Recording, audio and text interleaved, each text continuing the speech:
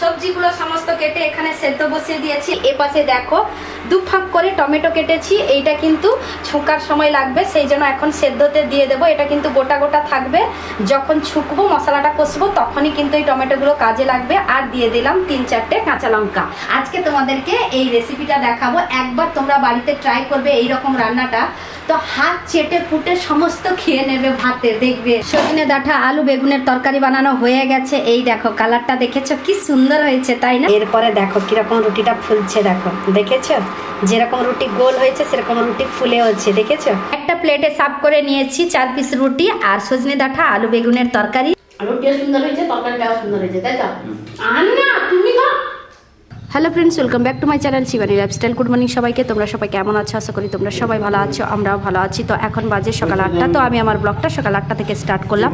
তো যারা আমার চ্যানেলে নতুন আছো প্লিজ তারা সাবস্ক্রাইব করে আমাকে সাপোর্ট করো। সকালে ঘুম থেকে উঠে নিয়ে বাসি কাজ করে নিয়েছি, কিন্তু পাখিদেরকে ওখানে খেতে দেওয়া হয়নি। তো চাল নিয়ে এসে ঝটপট করে পাখিদেরকে খেতে দিয়ে দিই, তারপরে বাকি কাজ সারবো। পাখিকে চাল দিয়ে এসেছি, তারপরে সকালের সমস্ত বাসি কাজ শেষ করে কতগুলো জামা ছিল 3 জনের দেখেছো তো, সমস্ত জামা ফোল্ড করে চেয়ারের উপর রেখেছি। এখন ব্যাগের মধ্যে রাখতে সময় নেই, যাবো রান্না করতে।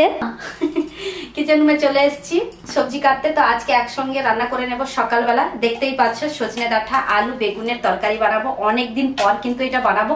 এ বড়ি যে অল্প দুটো ছিল এটাতে দিয়ে দিলে কেমন হয় গো? অল্প করে দেবে, বড়ি ভাজতে হবে।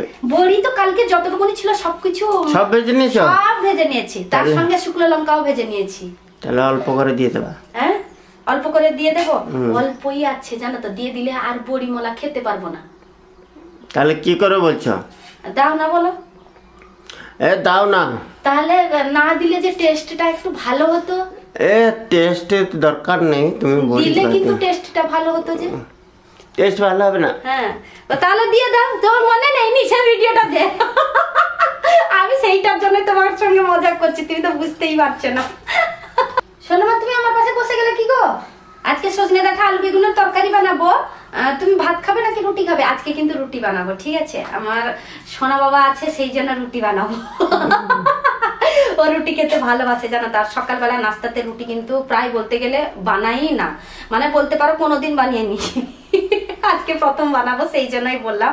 এর আগে বানিয়েছি কিন্তু সেটা তোমাদের সঙ্গে শেয়ার করা হয়নি। পরোটা বানিয়েছি সেটা শেয়ার করেছি, কিন্তু আজকে রুটি বানাবো না। সবসময় তেলের জিনিস খেলে ভালো না বাবা। তুমি ভাত খাবে নাকি রুটি খাবে বল তরকারির সঙ্গে? বলো। পুরো নরম নরম সজনে ডাঁটা জানো তো, আজকে তরকারিটা কিন্তু খুব ভালো হবে। বেশি করে টমেটো দিয়ে কিন্তু আজকে মাখা মাখা করে সজনে ডাঁটা আলু বেগুনের তরকারি বানাবো। শোনো তুমি যখন ফ্রেশ হয়ে নিয়েছো যাও, তুমি তাড়াতাড়ি পড়তে বসে যাও। আর খাবেটা কি বলো? আমি সেই পরিমাণে কিন্তু রুটি নেবো শোনো মা, না হলে কিন্তু রুটি নেবো না, আটা নেবো। না হলে তোমার পাপার জন্যই শুধু আটা নিয়ে নেবো, পাপার জন্যই শুধু রুটি বানাবো। তুমি যদি ভাত খাবে বলো তাহলে ভাত খেয়ে যাবে। সবজিগুলো সমস্ত কেটে এখানে সেদ্ধ বসিয়ে দিয়েছি। আর বাড়িতে একটা গাজর খারাপ হতে যাচ্ছিল, সেই জন্য ভাবলাম নষ্ট করব না, কেটে কুটে ওই সবজিতেই দিয়ে দিয়েছি। এই দেখো তো পরিমাণ মতো লবণ আর হলুদটাও দিয়ে দিয়েছি। এপাশে দেখো 2 ফাঁক করে টমেটো কেটেছি, এইটা কিন্তু ছুঁকার সময় লাগবে, সেই জন্য এখন সেদ্ধতে দিয়ে দেবো। এটা কিন্তু গোটা গোটা থাকবে, যখন ছুঁকবো মশলাটা কষবো তখনই কিন্তু এই টমেটোগুলো কাজে লাগবে। আর দিয়ে দিলাম 3-4টে কাঁচা লঙ্কা। এবার ঢাকনাটা লাগিয়ে দেবো সেদ্ধ করার অপেক্ষায়।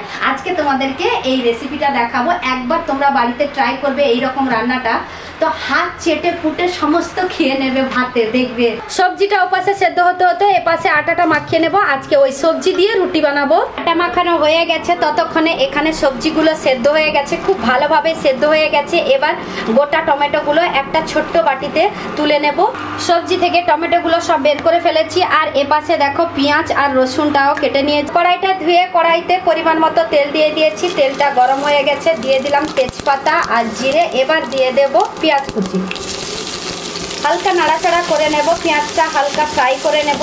পেঁয়াজটা ফ্রাই করা হয়ে গেছে, এবার রসুনটা থেতো করেছিলাম ওটাও দিয়ে দিলাম। তো তোমরা ভাবছো আদা কোথায় ঝোল তরকারিতে, তাই তো? তো আদা কিন্তু আমার বাড়িতে আছে, তোমরা ভাববে না যে আজকে আদা না দিয়ে রান্না করব।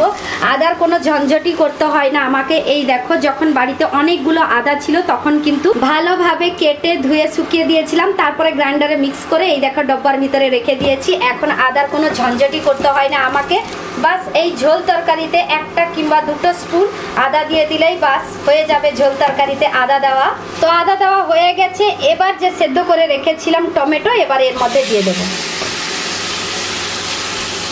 টমেটোটা খুব সুন্দর করে নিয়েছি ততক্ষণে এপাশে দেখো বাকি গুঁড়ো মশলা বের করে নিয়েছি। লঙ্কা গুঁড়ো, হলুদ গুঁড়ো, গোটা মশলা গুঁড়ো, জিরে গুঁড়ো আর একটু দিয়েছি সম্বর মশলা। তো সম্বর মশলাটা তোমরা চাইলে দিতে পারো, না দিতে পারো, কারণ সম্বর মশলাটা শুধু কর্ণাটকে পাওয়া যায়, সেই জন্য সম্বর মশলাটা অপশানের মধ্যে থাকলো। তো তোমরা চাইলে দিতে পারো, নাও দিতে পারো। তো সমস্ত মশলা দেওয়া হয়ে গেছে, এবার অল্প জল দিয়ে মশলাটাকে ভালোভাবে কষিয়ে নেব। মশলাটা এই পাশে কষাতে কষাতে পাশের বাড়ি থেকে দিয়ে গেছে ইডলি আর নারিকেলের চাটনি। তো সোনামা বললো কি মা আমি আর সম্বর খাবো না, আর ভাতও খাবো না, রুটিও খাবো না, আমি ওই ইডলি খাবো। তো এই দেখো ইডলি আর তার সাথে নারিকেলের চাটনিটা দিয়েছে। তো সোনামা আজকে ইডলি আর নারিকেলের চাটনি খেয়ে স্কুলে যাবে, তাই তো? আর আজকে যেহেতু বুধবার সেই জন্য কালার ড্রেস পরেছে, তাও আবার নতুন ড্রেস, তাই তো সোনামা? আর বোতলটাও নতুন, সোনামার জন্য নতুন বোতল কিনেছি। তো যাও সোনামা, আমি তোমার জন্য এখানে খাবার সার্ভ করে দিচ্ছি প্লেটে, তুমি জল ভরে নিয়ে চলে এসো, ঠিক আছে? হালকা জল দিয়ে দিয়ে মশলাটা খুব ভালোভাবে কষিয়ে নিয়েছি। এবার ওর মধ্যে দিয়ে দেব সবজি আর সেদ্ধ জল যে ছিল ওটাও একসঙ্গে দিয়ে দেব। এবার পরিমাণ মতো জল দিয়ে দেব, পরিমাণ মতো জল দিয়ে দিয়েছি। এবার পরিমাণ মতো লবণ দিয়ে দিয়ে ঢাকনা লাগিয়ে রেখে দেব 10 মিনিটের মতো।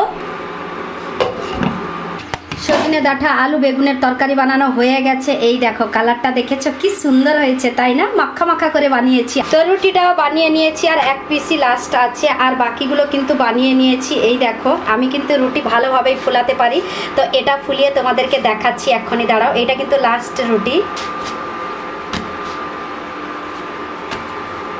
একটা রুটি চাপিয়ে দেবো ওর উপরে, এরপরে দেখো কিরকম রুটিটা ফুলছে। দেখো, দেখেছো? যেরকম রুটি গোল হয়েছে সেরকম রুটি ফুলেওছে, দেখেছো? খুব সুন্দর লাগে। আর আমি যখন ফুলাই না তখন দেখতে কিন্তু খুবই সুন্দর লাগে, দেখেছো? রুটি ফোলানো হয়ে গেছে, রুটিটাও বানানো হয়ে গেছে আর রান্নাটাও শেষ হয়ে গেল। একটা প্লেটে সার্ভ করে নিয়েছি 4 পিস রুটি আর সজনে ডাঁটা আলু বেগুনের তরকারি। এবার খেয়ে তুমি বলো কেমন হয়েছে। দোলনাটা মনে হয় তুমি মনে হয় ছাড়বে না যতদিন থাকবে পারবে। দোলনা পাই না সেখানে, হুম, সেখানে দোলনা পাই না। আর তারপরে তুমি বসতে ভালোবাসো না, সেই জন্য, তাই না? ভালো হয়েছে? আমি কেন বলবো, তুমি খেয়ে বলো কেমন হয়েছে। রে বাবা, আর রেসিপিটা যেহেতু তোমাদের সঙ্গে শেয়ার করেছে, তো শিওর তো হতে হবে, বলো। কে কে চোখটি খুব ভালো বানাচ্ছে কেন? হয়েছে। ভালো হয়েছে না? হ্যাঁ, তোমাকে উল্টো হয়ে যাচ্ছে না? না, উল্টো আমার হয়ে উল্টো না। হ্যাঁ? আমি উল্টো সুল্টো কিছু না, আমি দোলনায় ঠিক আছে।